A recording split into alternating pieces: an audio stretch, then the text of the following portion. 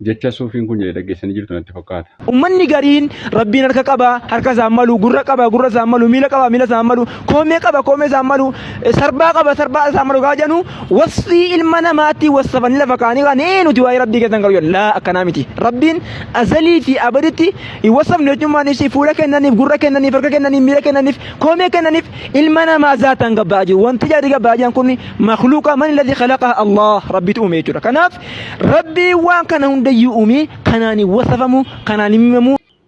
Mucaan kun islaama ta'uu isaatiif awwala quraanatti amanuu qaba.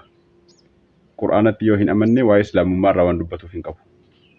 Quraanatti yoo hin amanne quraana keessatti rabbi maal jedha? Yadullahi fawqa aydiihim jedha. Harki rabbiidhaa gubbaa harka jiraatii olitti ta'ee jira jedha. Akkuma kana suuraa waahii Aadam keessatti maal jedhee limaa khalaqtu biyadayya jedhe. Harka rabbiin ofii isaatiif sabachiifatee qaba. Ammas akkuma kana waahii qadamii keessatti hadiisa jira. Hadiisa Rasuulillah sallallahu alaihi wasallam sabateeti jira.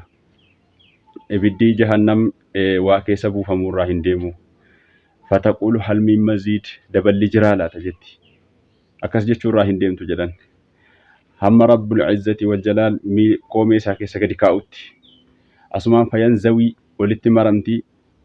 Asumaan qat jetti jedha Rasuulli sallallahu alaihi wasallam. Rabbi achitti Rasuulli maal godhee rabbiif qoomee sabachiise. Kan saaqiis hojjaas ni jira. Yawma yukshafu an saaqin jedhee Rabbi Quraana keessatti dubbatee jira. Saaqiin dubbatamee jira. Yadiinis dubbatamee jira. Mucaan kun Quraanatti yoo ni amana ta'e waa'ee islaamummaa irraa dubbachuu hin danda'a. Garuu eenyuun namaatu islaama kan ta'e kana wanni qalbiitti fudhatu hin jiru.